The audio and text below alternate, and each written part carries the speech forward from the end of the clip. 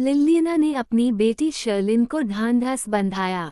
फिक्र मत करो शर्लिन, मैं तुम्हारा नाम साफ करवाने का तरीका ढूंढ लूंगी। रो मत। करिन एक तरफ बिल्कुल निश्चिंत खड़ी थी, चेहरे पर ताने भरी मुस्कान थी और लिलियना व शर्लिन की दुर्दशा देखकर उसने हल्की हंसी भी निकाल दी। जैसे ही शर्लिन ने करिन की हंसी सुनी, उसकी आंखों से आंसू रुक गए। उसके चेहरे पर गुस्से की शिकन उभर आई और उसने करिन की ओर इशारा करते हुए कहा, ये तुम हो। तुमने ही मेरे साथ ऐसा किया है करिन। करिन ने भान उठाए और मासूमियत से हाथ फैलाए।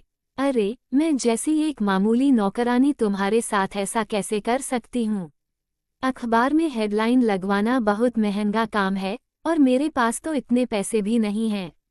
असल में इसमें पैसों का नहीं, बल्कि कुछ तकनीकी हुनर का हाथ था। शर्लिन फिर भी उसे घूरती रही। भले ही तुमने हेडलाइन के पैसे न दिए हों, लेकिन तुम यहाँ आकर पापा के सामने आग में घी डाल रही हो। अगर तुम यहाँ न होती तो उन्हें इस खबर का पता ही नहीं चलता। करिन ने भौहें चढ़ाई। क्या तुम ही नहीं थी जिसने पापा से कहा था कि मुझे घर बुलाएं?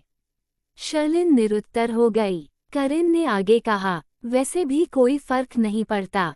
अगर मैं आज घर वापस न भी आती तो भी उन्हें ये खबर खुद पता चल जाती। एक सलाह है, अगर तुम्हें नहीं चाहिए कि लोग तुम्हारे शर्मनाक कामों के बारे में जानें, तो सबसे अच्छा तरीका यही है कि उन्हें करना ही मत। शर्लिन गुस्से से इतनी बेहाल हो गई कि ठीक से बोल भी न सकी और बस लगातार रोती रही। लिलियना से अपनी बेटी के आंसू देखे नहीं गए। उसके चेहरे की बनावटी नरमी भी गायब हो गई। उसने कहा, अब बहुत हुआ तुम्हारी व्यंग्य भरी बातें करिन। क्या तुम खुद को हमसे बेहतर समझती हो? तुम तो बस एक नाजायज औलाद हो जो अपने पापा के सामने ही अच्छी बनने का नाटक करती है। करिन ने नपे तुले अंदाज में उन्हें देखा और मुस्कराई। तुम मेरे बारे में कुछ नहीं जानती, लेकिन मैं अच्छी तरह जानती हूँ कि तुम दोनों कितने घटिया इंसान हो। जानते हो तुम्हारे साथ ये सब क्यों हो रहा है? ये तुम्हारे कर्मों का फल है जो तुम्हें काटने वापस आया है। इतना कहकर करिन तुरंत मुड़ी और ऊपर मावन को ढूंढने चली गई। उसके मन में अपने पिता से निजी तौर पर कई बातें करने की इच्छा थी। लिलियना ने दांत भींच लिए और करिन की शांत चाल को पीछे से घूरते हुए मन ही मन सोचा, इस औरत की हिम्मत कैसे हुई हमें बेवकूफ़ बनाने की। मैं इसे इसका अंजाम ज़रूर चखाऊंगी। अब तक उसकी कोशिशें करिन को कारैफ परिवार से बाहर करने में कभी सफल नहीं हुई थीं। कारैफ परिवार भले ही बहुत अमीर न था, लेकिन उनके पूर्वजों ने ढेर सारी जमीन जायदाद बांट रखी थी। उन्हीं संपत्तियों का किराया उनकी पीढ़ियों को आराम से जीवनयापन कराने के लिए काफ़ी था। लिलियना को सबसे बड़ा ऐतराज़ यही था कि करिन जैसी नाजायज़ बेटी भी उस संपत्ति में हिस्सा पाए। उसने शुरू में सोचा था कि करिन की जल्द से जल्द शादी करवा दी जाए, ताकि शादी के बाद वो पति का नाम ले और परिवार की संपत्ति पर उसका कोई हक न रहे। लेकिन उसकी सारी ब्लाइंड डेट की योजनाएं नाकाम रही थीं, जिससे करिन की शादी टलती चली गई। लिलियना को लगने लगा कि अब उसे करिन से निपटने का कोई और तरीका निकालना ही होगा, वरना ये लड़की उनके लिए और मुसीबतें खड़ी करेगी।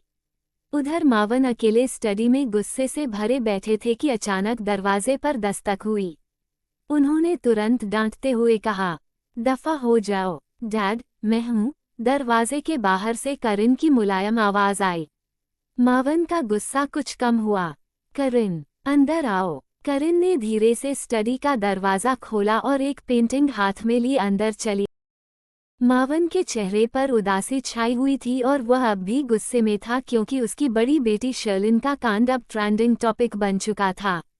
करिन धीरे धीरे पास आई और नर्म आवाज में समझाने लगी, डैड, गुस्सा करने से आपकी तबीयत खराब हो जाएगी। शर्लिन वाली घटना को लेकर इतना परेशान मत हो। थोड़े समय बाद जब ये हलचल थम जाएगी तो लोग इसे भूल भी जाएंगे। तुम सही कह रही हो।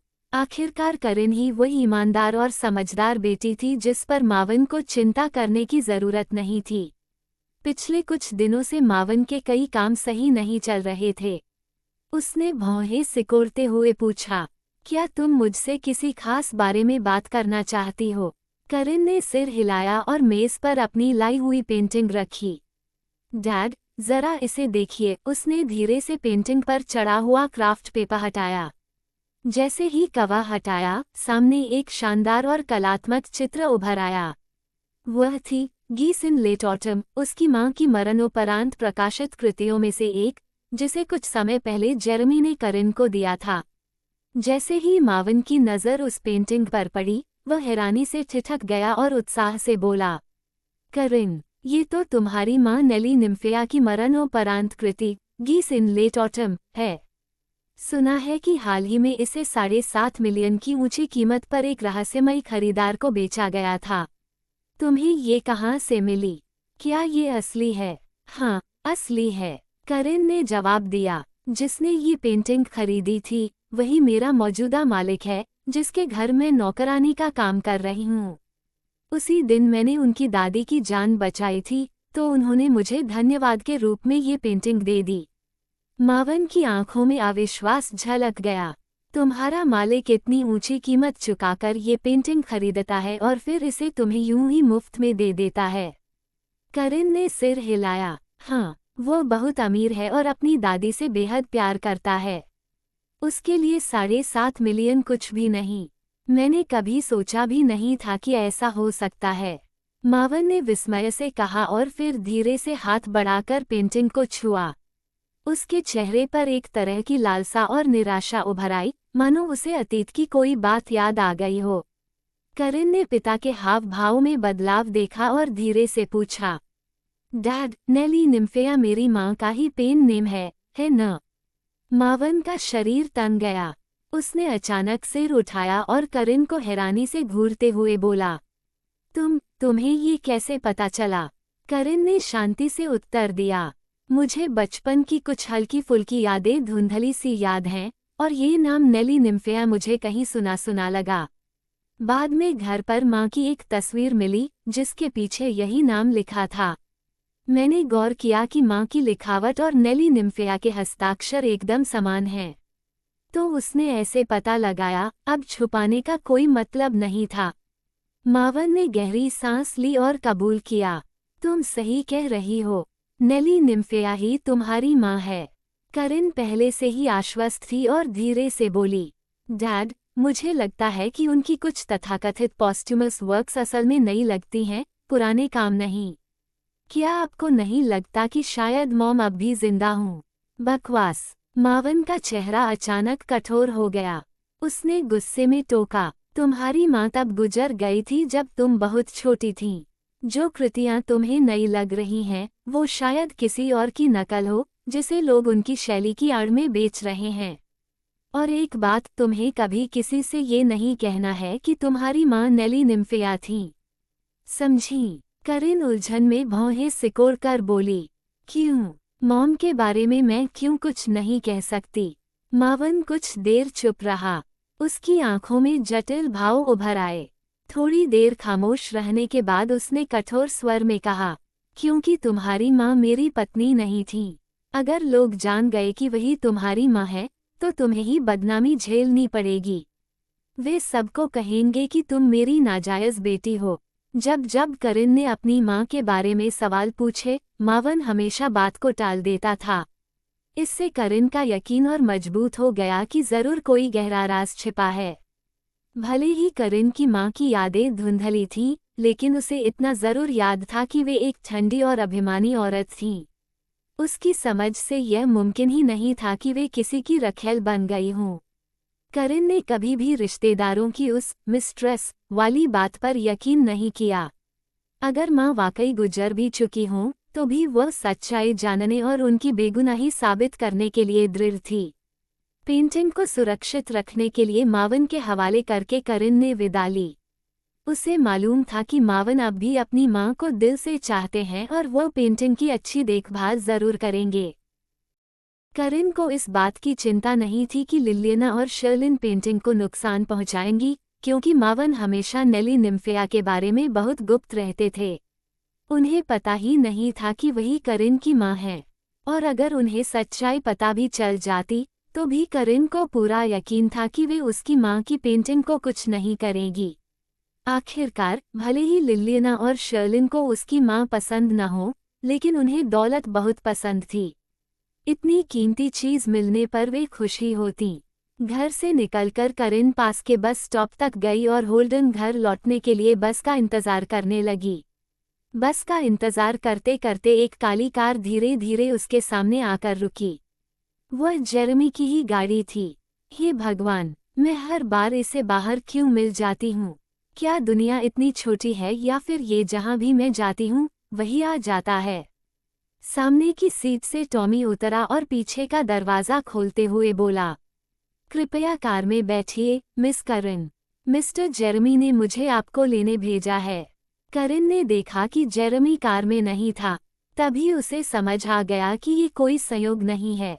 उसने भौहें चढ़ाते हुए नाराजगी से पूछा, उसे कैसे पता चला कि मैं यहाँ हूँ? क्या उसने तुम्हें मेरा पीछा करने भेजा है? क्या उसे लगता है कि मैं भाग जाऊंगी या क्या? उसने मन ही मन सोचा। टॉमी ने गंभीर चेहरे से जवाब दिया, कल आपने कॉल पर कहा था कि आप घर लौट रही हैं। मिस्टर जेरेमी ने मुझे यहीं आपका इंतजार करने को कहा था। ओह हाँ, मैं तो भूल ही गई थी। करिन समझ गई कि अब कार में बैठने के अलावा कोई चारा नहीं था। उसने सहयोग करते हुए पूछा, तो आज मुझे कहाँ ले जाया जा रहा है?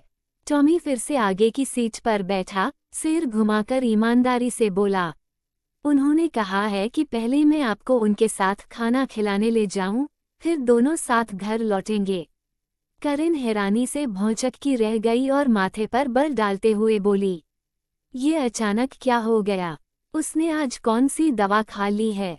मैंने कभी नहीं सोचा था कि वो मुझे कभी खाने पर बुलाएगा। टॉमी का चेहरा कसला हो गया और उसके होंठ फड़कने लगे। वो उसकी बेपरवाह बातें और हरकतें सुनने का आदी हो चुका था। उसने औपचारिक लहजे में समझाया, असल में आज बूढ़ी अम्मा ने उन्हें फ़ोन करके खूब डांटा कि आप हमेशा घर पर अकेली रहती हैं। तो ओह, समझ गई। मुझे पता था कि वो मुझे ईमानदारी से खाने पर नहीं बुलाएगा। करिन ने भौहें उठाईं। तो फिर हम क्या खा रहे हैं?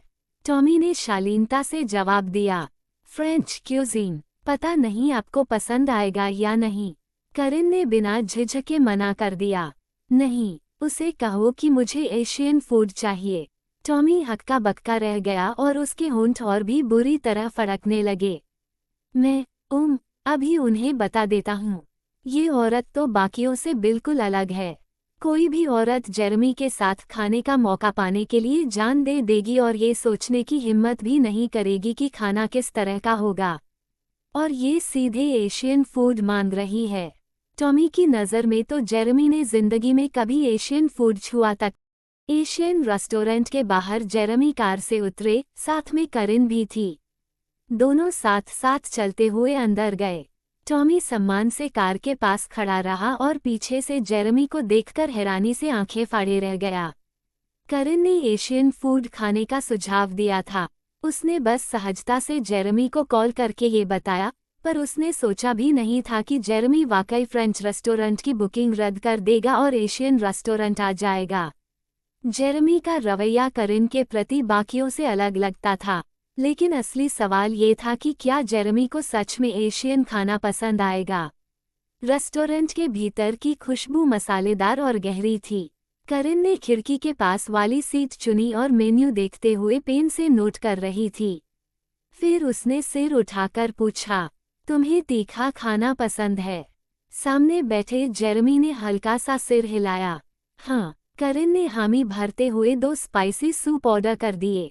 रेस्टोरेंट की मेज़ें काफ़ी पास पास थीं, इसलिए पास वाली टेबल की बातें साफ सुनाई दे रही थीं।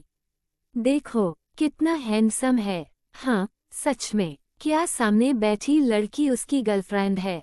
वो भी अच्छी दिखती है, लेकिन आदमी से काफ़ी छोटी लग रही है। शायद उसकी बहन हो। वाह, कितना जलन हो रही है। काश मेरा भी इतना हैंडसम भाई होता। अगर मेरी जगह होती तो भाई नहीं चाहती, मैं तो इतना हैंडसम पति चाहती। जेरेमी भीड़ में अलग ही नजर आ रहा था।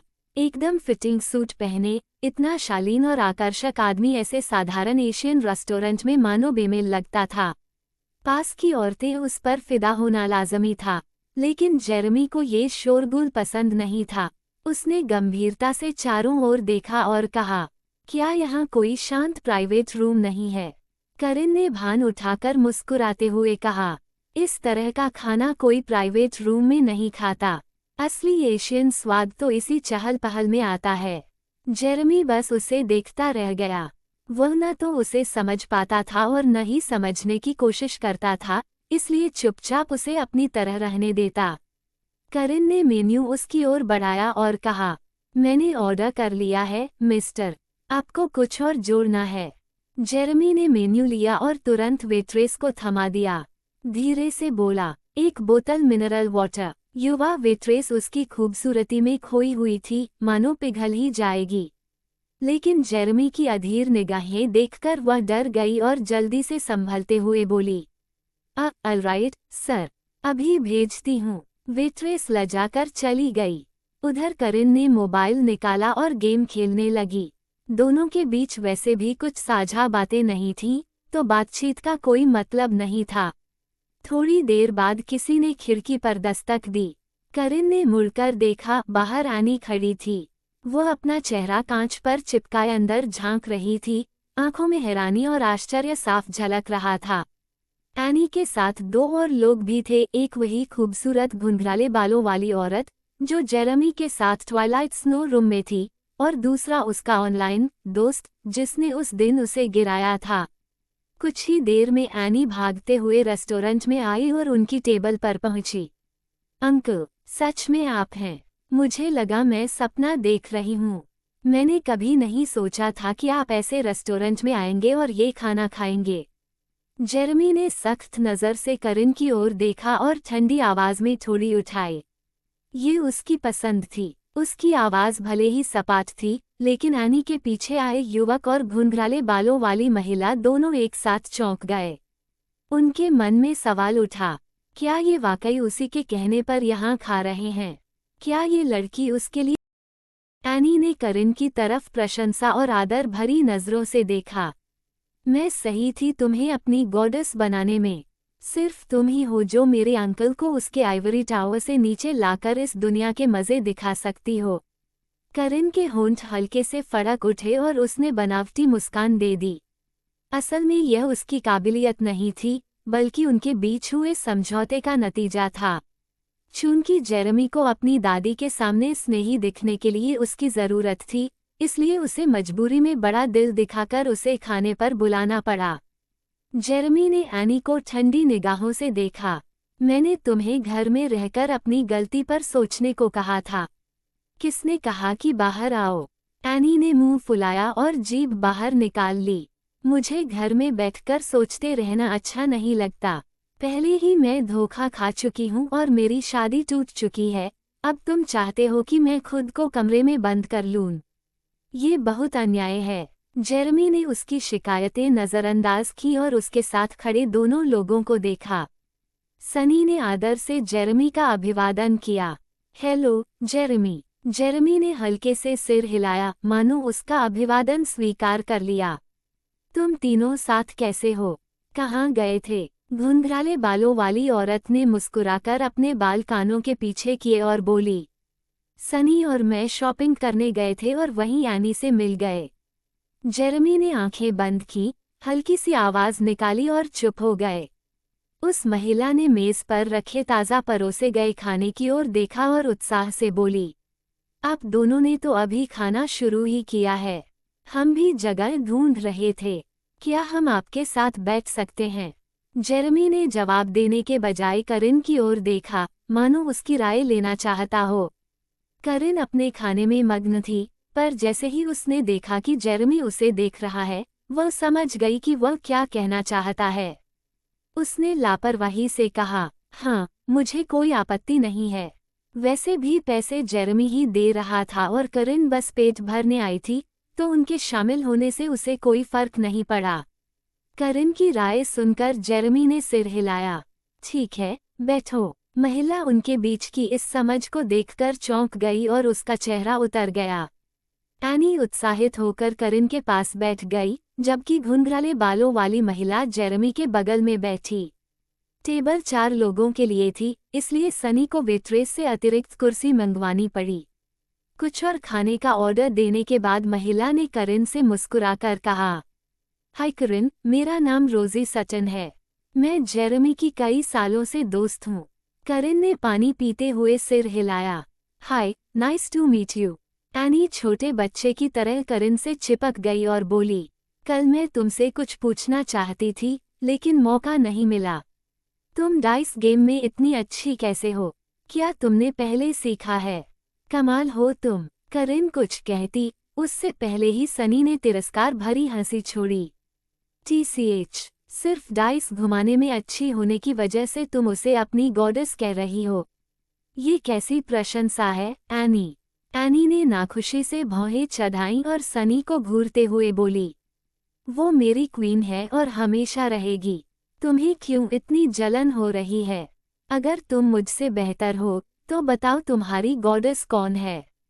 सनी ने गर्व से भौहें उठाईं। क्या तुमने जेड रैबिट का नाम सुना है? वो दुनिया की 2 सबसे बड़ी हैकर्स में से एक है। वही मेरी गॉडेस है और मैं उसे अपनी पत्नी बनाऊंगा। वो मेरी होगी और मैं उस पर जान छिड़कूंगा। ये सुनकर करिन का गला अटक गया और वो बुरी तरह खांस पड़ी, लगभग खाना गले में ही अटक गया। एनी घबरा गई। तुम ठीक हो? जेरेमी, जो रोजी से बात कर रहा था, अचानक करिन की खांसी सुनकर उसकी तरफ मुड़ा। उसने भौहें सिकोड़ी, उसके मुंह के सामने टिश्यू रखा और कहा, खाना इतनी जल्दी जल्दी क्यों निगल रही हो? कोई तुम्हारा खाना छीन नहीं रहा। जेरेमी का लहजा सख्त था, जैसे वह किसी बच्चे को डांट रहा हो। रोजी हैरान रह गई। उसने जेरेमी को पहले कभी किसी औरत की इतनी परवाह करते नहीं देखा था। सनी ने तिरस्कार से कहा, वो बस नाटक कर रही है। रोजी ने झिड़कते हुए कहा, तुम ऐसा कैसे कह सकते हो? वो सच में घुट रही थी। सनी ने हंसते हुए टाल दिया, अरे, एशियन फूड से क्या घुट सकता है? मुझे लगता है ये सब दिखावा है, तिल का ताड़ बना रही है। रोजी ने लाचारी से कहा, अरे, इतनी बदतमीजी मत करो। करिन ने अपना मुंह पोंछा, उठी और बोली, एक्सक्यूज मी, मैं बाथरूम जा रही हूँ। रोजी भी तुरंत खड़ी हो गई। मैं तुम्हारे साथ चलती हूँ, करिन। मैं भी तुम्हारे साथ चल रही हूँ, करिन, एनी ने कहा और खड़ी होकर करिन के पीछे चलने लगी। सनी ने जानबूझकर अपनी टांगें सीट पर रख दी, ताकि एनी करिन और रोजी के पीछे न जा सके।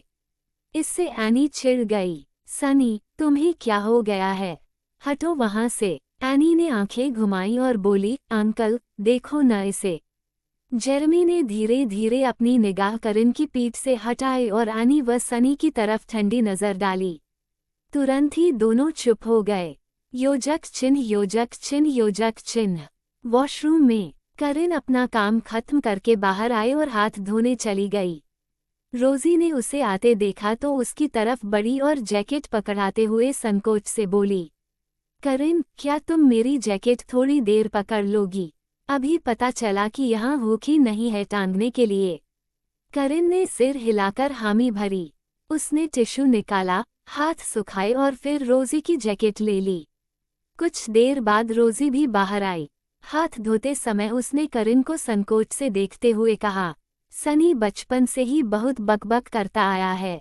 उम्मीद है तुम उसके कहे को दिल पर नहीं लोगी। करिन ने भौहें उठाईं। उसने क्या कहा? रोजी उसकी प्रतिक्रिया देखकर थोड़ी अचकचाई, लेकिन तुरंत मुस्कुरा दी। अच्छा है कि तुम्हें बुरा नहीं लगा। वाह, मुझे नहीं पता था कि तुम्हारा स्वभाव इतना अच्छा है। करिन ने हल्की मुस्कान दी। सच में, तुम बड़ा चढ़ाकर कह रही हो। किसी गैर जरूरी इंसान की बातों से परेशान होने जैसा उसके लिए कुछ था ही नहीं। रोजी पिछली रात ट्वाइलाइट में जिस तरह से सजी धजी थी, आज उससे बिल्कुल अलग दिख रही थी। उसकी आज की स्टाइल ज्यादा कैजुअल और रोजमर्रा जैसी थी। उसका चेहरा आकर्षक था और मेकअप काफी नफीस। यही वही होगी जिसका जिक्र रोड टू सक्सेस में था। इसकी वजह से सनी ने कल मुझे गिरा दिया था और मैं मिस्टर पर जा गिरी थी।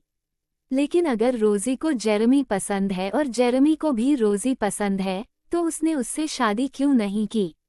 मैं समझ ही नहीं पा रही, करिन ने मन ही मन सोचा। रोजी ने हाथ धोना खत्म किया। जब उसने टिश्यू लेने के लिए हाथ बढ़ाया तो गलती से बॉक्स गिराकर कूड़ेदान में डाल दिया। उसने झेपते हुए सांस छोड़ी। ओह नो, अब ये टिश्यू तो गंदे हो गए। करिन, क्या तुम मेरी जैकेट थोड़ी देर और पकड़ लोगी? मेरे हाथ अभी भी गीले हैं। करिन के लिए ये कोई बड़ी बात नहीं थी। हाँ, कोई दिक्कत नहीं। योजक चिन्ह योजक चिन्ह योजक चिन्ह। जब करिन और रोजी टेबल पर वापस पहुंचे, जेरेमी वहां नहीं था।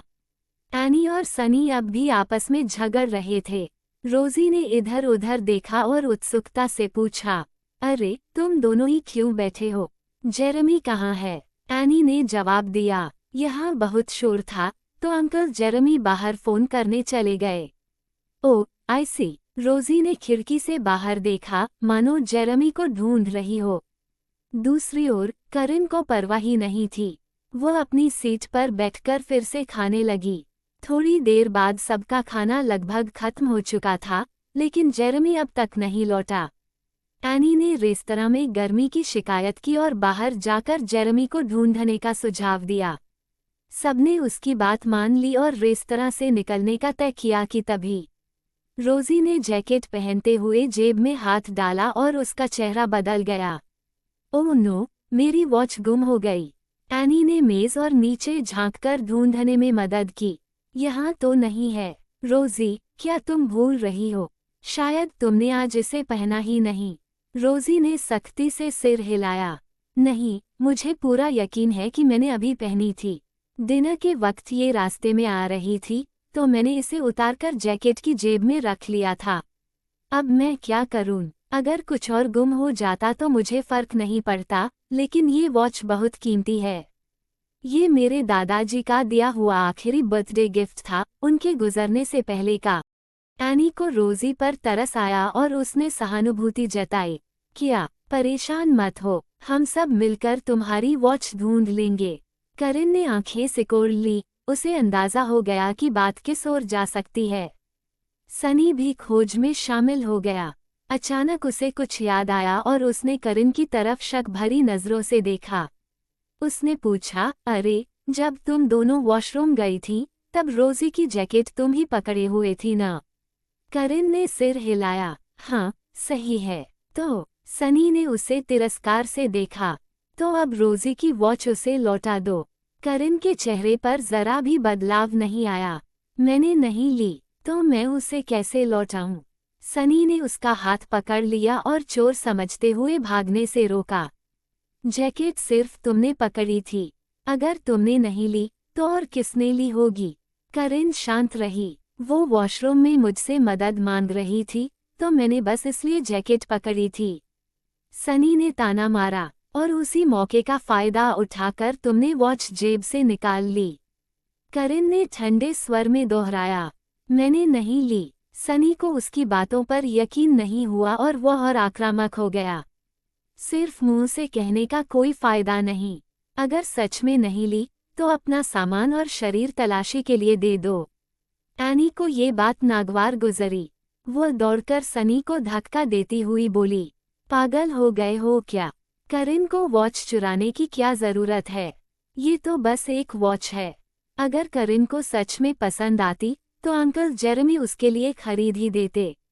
सनी ने तिरस्कार से कहा, तो फिर अपनी बेगुनाही साबित करने के लिए तलाशी देने में क्या दिक्कत है? एनी ने गुस्से में सनी को रोका। नहीं, तुम्हें किसने हक दिया उसकी तलाशी लेने का? ये तो सीधा सीधा बेइज्जती है। करिन ने कल ट्वाइलाइट में अपनी जान दांव पर लगाकर एनी को बचाया था। आज एनी की बारी थी करिन को बचाने की। सनी ने एनी को बाधा समझकर उसे एक तरफ खींचने की कोशिश की। दोनों में खींचतान होने लगी। उसी धक्का मुक्की में करिन पीछे हट गई और लड़खड़ा गई। क्लिंक! अचानक एक चीज जमीन पर गिर पड़ी। सनी ने एनी को छोड़ दिया और करिन के पैर के पास से वो चीज उठाई। उसकी आंखें चौड़ी हो गईं। ये क्या है? तुम कह रही थी ना कि तुमने नहीं चुराई।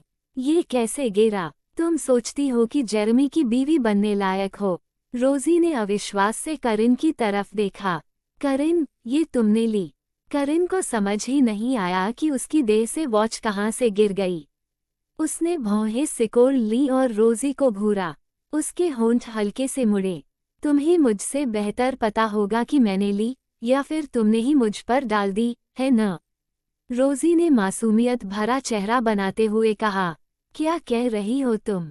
मैं ऐसा क्यों करूंगी? सनी गुस्से से चिल्लाया। बस बहुत हुआ। सबने देखा कि वॉच तुम्हारे पास से गिरी। अब चाहे तुम इनकार करो, कोई फर्क नहीं पड़ता। ऊपर से तुम रोजी पर इल्जाम लगा रही हो। रेस्तरां के दूसरे ग्राहक तमाशा देखने इकट्ठा हो गए। उन्होंने करिन को घूरा और आलोचना शुरू कर दी। ये लोग साथ में खा रहे थे न, फिर अपनी ही दोस्त से चोरी क्यों करेगी? ये देखने में तो शरीफ लगती है, लेकिन अरे, शक्ल से क्या पता चलता है? तभी एक सख्त आवाज गूंजी। क्या हुआ यहाँ? जेरेमी वापस रेस्तरां में आ चुका था। जैसे ही वह आया, माहौल ठंडा पड़ गया। उसकी मौजूदगी इतनी दबदबे वाली थी कि भीड़ खुद ब खुद हटकर उसे रास्ता देने लगी। एनी दौड़कर उसके पास पहुंची। अंकल जेरेमी, आप आ गए। सनी कह रहा है कि करिन ने रोजी की वॉच चुराई है। वो तो उसकी तलाशी लेने पर अड़ा हुआ था, लेकिन सनी बिल्कुल नहीं डरा। उसने सबूत हवा में लहराया। जेरेमी, मैंने उस पर झूठा इल्जाम नहीं लगाया। ये देखो, रोजी की वॉच इसी के पास से गिरी है। सबने देखा। जेरेमी ने वॉच को देखा और सिर घुमाकर करिन की तरफ अजीब नजरों से देखा। उसने सख्त स्वर में पूछा, क्या इसका मतलब मिस्टर को भी शक है कि मैंने वॉच चुराई है, जैसे सनी और बाकी लोगों को? करिन ने सोचा। सोचने पर उसे एहसास हुआ कि वैसे भी उनका रिश्ता असली जोड़ा जैसा नहीं था, उनके बीच कभी भरोसा था ही नहीं। थोड़ा सा निराश होने के बावजूद उसने परवाह नहीं की। उसने सिर हिलाया और शांत स्वर में बोली, मैंने नहीं ली। जेरेमी का चेहरा ठंडा और भावहीन था। कोई नहीं समझ पा रहा था कि वह अंदर से क्या सोच रहा है। उसने भी उतनी ही शांति से जवाब दिया, ठीक है, चलो। रेस्तरां में खाने की तीखी महक उसे असहज कर रही थी और वह ज्यादा देर वहां रुकना नहीं चाहता था। जेरेमी के ये शब्द सुनकर सनी सन रह गया। उसे ये नतीजा बिल्कुल स्वीकार नहीं था। वह झटपट जेरेमी के सामने आकर हाथ फैलाकर खड़ा हो गया। जेरेमी, तुम उसकी बात क्यों मान रहे हो जबकि उसे रंगे हाथों पकड़ा गया है? जेरेमी की लंबी आंखें सिकुड़ गईं। वॉच तो मिल गई न, फिर तुम और क्या चाहते हो कि वो करे? सनी जिद पर अड़ा रहा। लेकिन वो चोर है। तुम कैसे इस चोर को अपने साथ रख सकते हो? जेरेमी के चेहरे पर नाखुशी साफ दिखने लगी। सनी का शरीर अकड़ गया और अचानक ही उसे डर लगने लगा, हालांकि वह अब भी खुद को सही समझ रहा था। उसने हिचकिचाते हुए करिन की तरफ उंगली उठाई। वही। जेरेमी का चेहरा अब तंज भरा लगने लगा। दोबारा कहो। रोजी जल्दी से आगे आए और धीरे स्वर में सनी को समझाया। सनी, रहने दो। मेरी वजह से सब इतने परेशान हो गए, ये मुझे अच्छा नहीं लग रहा। उसने सनी के हाथ से वॉच ली और करिन के पास चली गई। करिन का हाथ पकड़कर उसने मुस्कुराते हुए वॉच उसकी कलाई पर बांध दी। लो, इसे हमारी पहली मुलाकात की निशानी समझकर तोहफे के तौर पर रख लो। सनी ने भौहें चढ़ाई और नाराजगी से कहा। रोजी ने उसे बेबस नजरों से देखा। सनी, ऐसा मत कहो। मुझे पता है कि करिन ने जानबूझकर नहीं किया होगा। सनी को रोजी पर दया आई और उसने बड़बड़ाते हुए कहा, रोजी, तुम बहुत भली हो। करिन ने अपनी कलाई पर उस नाजुक और हीरे जड़े वॉच को देखा। वह मुस्कुराई जैसे कोई खजाना मिल गया हो। उसने रोजी की ओर देखते हुए पूछा, क्या तुम पक्के हो? तुमने तो कहा था ये तुम्हारे दादाजी का आखिरी तोहफा है। इतनी अहम चीज मुझे दे रही हो। रोजी ने सोचा कि करिन किसी आम और गरीब औरत जैसी है जिसने कभी महंगी चीजें नहीं देखी। वह मुस्कुराई। हाँ, बिल्कुल, ये मेरे लिए कीमती है, लेकिन तुम्हें देने में मुझे खुशी है। मुझे लगता है हम अच्छे दोस्त बन सकते हैं। ये भी मेरे लिए एक नई याद होगी। करिन ने हल्की हंसी के साथ भौं उठाए। तो फिर मैं तुम्हारा तोहफा स्वीकार करती हूँ। सनी को उसका रवैया बेहद नापसंद आया और उसने तिरस्कार से कहा, तुम सच में इसे स्वीकार कर रही हो? करिन ने उसे अनदेखा कर दिया। हाथ लहराते हुए, जिस पर वॉच थी, उसने जेरेमी से पूछा, हनी, अगर मुझे ये वॉच पसंद आ जाती तो क्या तुम मेरे लिए खरीद दोगे? करिन के मुंह से हनी सुनकर जेरेमी चौंक गया, लेकिन उसके भीतर हल्की खुशी दौड़ गई। उसकी भौहें उठी और उसने उसे संतोषजनक नजरों से देखा। जरूर, बहुत बढ़िया। करिन ने संतोष से सिर हिलाया। फिर उसने धीरे से वॉच उतारी और उसे बची हुई सूप की कटोरी में फेंक दिया। सब लोग दंग रह गए, खासकर इसलिए क्योंकि वह क्लॉज ब्रांड की महंगी वॉच थी। रोजी घबरा गई। मेरी वॉच! सनी गुस्से से गरज उठा। करिन, तुमने ये क्या किया? करिन पूरी शांति से टिश्यू निकाली और अपनी कलाई व उंगलियां पोंछने लगी जैसे उसने कुछ गंदा छू लिया हो। फिर उसने टिश्यू फेंक दिए और जेरेमी से कहा, हनी, अब तुम्हें मुझे वॉच खरीदने की जरूरत नहीं। बस मिस सटन की वॉच के पैसे उन्हें लौटा देना। इतना कहकर वह रेस्तरां से बाहर निकल गई। रोजी की दोस्ताना मुखौटा उस वक्त टूट गया और वह गुस्से से बोली, जेरेमी, करिन ने ये कैसे कर दिया? जेरेमी ने करिन को बेपरवाह अंदाज में जाते हुए देखा और अंदर ही अंदर संतुष्ट हुआ। फिर उसका चेहरा कठोर हो गया और उसने रोजी की ओर देखा। वो बहुत बचकानी है। बेहतर होगा कि तुम टॉमी को वॉच की कीमत बता दो। वो तुम्हें उसकी 10 गुना राशि लौटा देगा। रोजी स्तब्ध और आहत रह गई। जेरेमी, हमें एक दूसरे को इतने साल हो गए। तुम जानते हो मैं पैसों की परवाह नहीं करती। ये वॉच मेरे लिए बहुत मायने रखती है। क्या करिन ने हद नहीं कर दी? जेरेमी ने आंखें सिकोड़ते हुए कहा, तो फिर तुमने इतनी अहम चीज किसी और को इतनी आसानी से क्यों दे दी? जब तुमने उसे तोहफा दे दिया, तो अब वो चाहे जैसे इस्तेमाल करे, ये उसी पर निर्भर है। रोजी का चेहरा दर्द से विकृत हो गया। इस समय भी सनी ने रोजी का पक्ष लिया। जेरेमी, वो औरत तो। लेकिन जेरेमी की ठंडी और सख्त नजर पड़ते ही सनी की जुबान बंद हो गई। जेरेमी ने चेतावनी दी, और तुम, अगर मेरी पत्नी के बारे में मुझसे कभी बुरा कहा, तो अगली बार मुझे कॉल करने की कोशिश भी मत करना। वाइफ! जेरेमी उसे वाइफ कह रहा है। सनी दंग रह गया। इतना कहकर जेरेमी रेस्तरां से निकल गया। सनी ने मुठियां भींच ली और असंतोष से पूछा, अगर करिन तुम्हारी वाइफ है, तो मेरी बहन का क्या? जेरेमी ने कदम रोक दिए, लेकिन कोई जवाब नहीं दिया। फिर तेजी से करिन के पीछे चल पड़ा। एनी भी होश में आई और दौड़ पड़ी। Uncle Jeremy! करिन, रुको मेरे लिए। रोजी और सनी दोनों के चेहरे बेहद बिगड़े हुए थे। लोग अब भी इस घटना पर चर्चा कर रहे थे।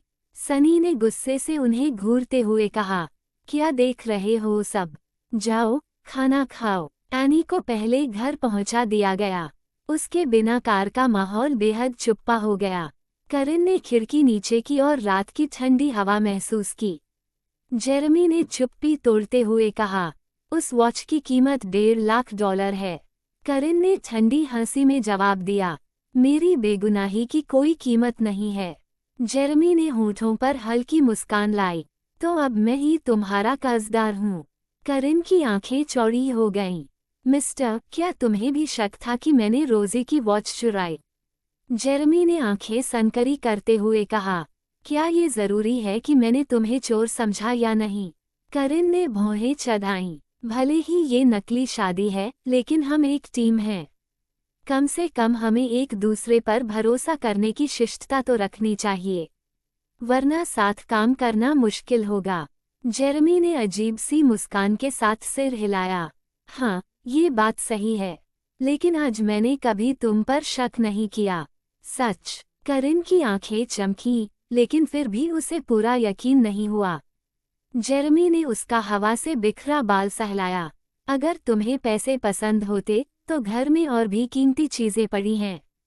तुम चाहती तो उन्हें ले सकती थीं। किसी और से चुराने की तुम्हें जरूरत ही नहीं थी। करिन मुस्कुराई। अगर मैं घर की चीजें ही ले लूं तो?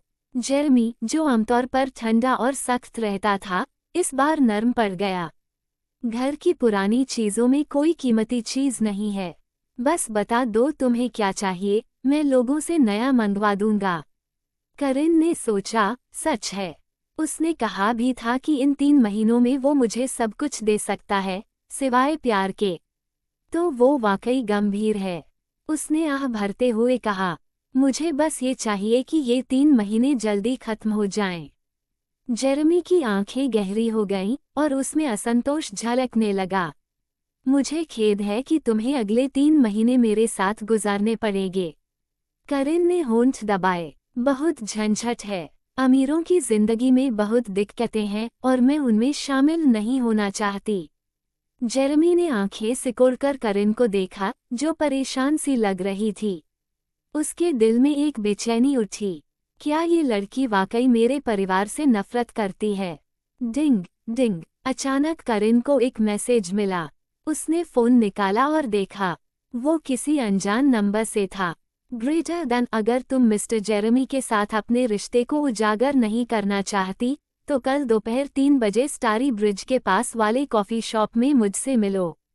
साथ में एक तस्वीर भी थी, उसकी और जेरेमी की रेस्तरां में साथ बैठी हुई। तस्वीर का एंगल ऐसा था जैसे किसी ने रेस्तरां के बाहर से खींची हो। करिन ने भौहें सिकोड़ ली और सोचा, ये कौन हो सकता है? अगले दिन करिन दोपहर 3 बजे स्टारी ब्रिज के पास वाले कॉफी शॉप पहुंची, जैसा उसे कहा गया था। कॉफी शॉप का डिजाइन सादा और खूबसूरत था। माहौल बहुत शांत था। वहां सिर्फ एक जोड़ा बैठा था और एक चश्मा लगाए आदमी अपने लैपटॉप पर काम में व्यस्त था। करिन ने बैठने के लिए एक जगह चुनी और एक कप कॉफी और एक डेजर्ट ऑर्डर किया। डेजर्ट का आनंद लेते हुए उसने आसपास के लोगों पर नजर डालना शुरू किया। वो जोड़ा शायद ब्लाइंड डेट पर था, क्योंकि दोनों एक दूसरे से शिष्टता से उनकी पसंद और शौक पूछ रहे थे। उनमें कोई शक की बात नहीं लगी। चश्मे वाले आदमी की उंगलियां लगातार कीबोर्ड पर चल रही थीं और उसकी नज़र स्क्रीन से हटी नहीं रही थी। किसने उसे वो टेक्स्ट मैसेज भेजा था? क्या वो अभी तक पहुंचे ही नहीं? करिन। आवाज सुनते ही उसने सिर उठाया। Mister Richard. ये वही रिचर्ड चैनिंग था, उसका बॉस जब वो अल्फा एंटरप्राइजेज में इंटर्न कर रही थी। रिचर्ड पहले से मोटा हो गया था। करिन को लगा कि उसकी मुस्कान के साथ उसके चेहरे से जैसे तेल निकल रहा हो। करिन, काफी समय हो गया हम मिले नहीं। असल में तो उसे अल्फा एंटरप्राइजेज छोड़े बस कुछ दिन ही हुए थे। क्या रिचर्ड ही था जिसने मुझे वो टेक्स्ट भेजा? करिन ने सोचा। सच्चाई जानने के लिए उसने पूछा, मिस्टर रिचर्ड, आप यहाँ क्यों? रिचर्ड हंसते हुए बैठ गया। अब तुम्हें अंदाजा लगाने की जरूरत नहीं, मैं ही तुम्हें ढूंढ रहा था। करिन ने कॉफी उठाकर एक सीप लिया। तो वो टेक्स्ट आपने ही भेजा था? रिचर्ड ने सिर हिलाया। हाँ, मैं ही था। मुझे तुम्हारे और मिस्टर जेरेमी के बारे में सब पता है। करिन ने भौहें उठाईं। रिचर्ड मुस्कुराया। मैं तुमसे झूठ नहीं बोलूंगा। मुझे नौकरी से इसलिए निकाला गया क्योंकि मिस्टर जेरेमी ने अल्फा एंटरप्राइजेस के नए प्रोजेक्ट में सहयोग करने से मना कर दिया। इसमें तुम्हारा भी कुछ हिस्सा है। करिन ने तुरंत विरोध किया। मेरा हिस्सा? क्या आपको पूरा सच मालूम भी है? मेरी जानकारी के हिसाब से तो जब कंपनी का सिस्टम हैक हुआ तब मैं तो बस एक बलि का बकरा बनी थी। असली वजह तो आपकी रिश्तेदार जोई फरवुड थी, जिसने कंपनी के कंप्यूटर पर गेम खेला था। और अब आप मुझे ही जिम्मेदार ठहराने आ गए, जब मैंने आपसे अपनी बेगुनाही साबित करने को कहा भी नहीं था। रिचर्ड स्तब्ध रह गया। उसे उम्मीद नहीं थी कि करिन को फायरिंग के बाद भी हर डिटेल पता होगी। झेपते हुए वो खांसा और बोला, अरे, वो सब पुरानी बातें हैं। अब ये मायने नहीं रखता कि गलती किसकी थी। देखो, मेरी प्रमोशन पाना कितना मुश्किल था और मेरी उम्र में अच्छी नौकरी ढूंढना आसान नहीं। मुझे अपना परिवार भी संभालना है। करिन को उसकी शिकायतें सुनकर थकान होने लगी।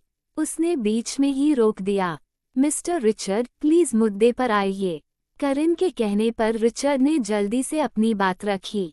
मैंने तुम्हें उस दिन मिस्टर जेरेमी की कार में बैठते देखा था और कल तुम्हें उसके साथ खाना खाते भी देखा। इसका मतलब है कि तुम्हारा मिस्टर जेरेमी से काफी नजदीकी रिश्ता है। मैं चाहता हूँ कि तुम मुझ पर एक एहसान करो। करिन उत्सुक हुई और बोली, मैं आपकी कैसे मदद कर सकती हूँ?